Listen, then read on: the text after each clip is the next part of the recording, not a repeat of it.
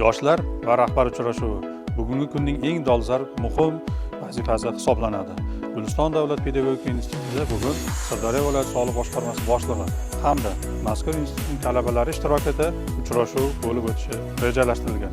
Mazkur uchrashuvda soliq sohasidagi o'zgarishlar, yangiliklar hamda talabalarni qiziqtirgan savollarga atroflicha javoblar berib o'tiladi. Jarayonlarni birgalikda kuzatamiz.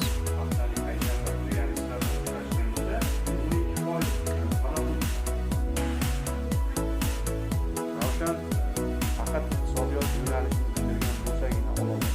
Yo'nalishda o'quvchilar soliqqa ishlamoqda. Soliq to'lanadi. Chek berishga majbur. Naqd olasiz, plastik olasiz majbur berishga. Sizni fuqaro sifatida vakolatingiz bor. O'shandaqa holatlar bo'lsa, soliq mobil ilovasi bor. Telefonda hamma narsa kerak. Soliq hamkor degan joyi bor. Murojaat yo'llashga vakolatingiz bor. Mana shu uchrashuvda o'zingiz uchun qanday xulosalarga ega bo'ldingiz? Umuman talabalarni ko'proq nimalar qiziqtiryapti ekan? Mana shu tengdoshlaringizni shu haqida ma'lumot berib o'tsangiz. Assalomu alaykum. Men Guliston davlat pedagogika instituti 4-bosqich talabasiman. Geografiya va iqtisodiy bilim asoslari yo'nalishida o'qiyman.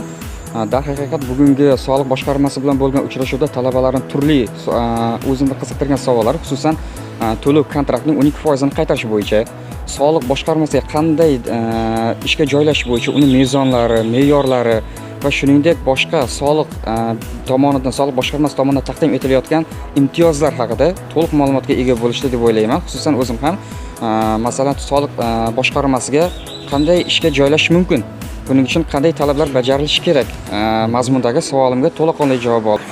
Kimda kelgusi davrida masala bo'lsa, telefon nomerini aytaman, xizmat telefonini yozib olinglar.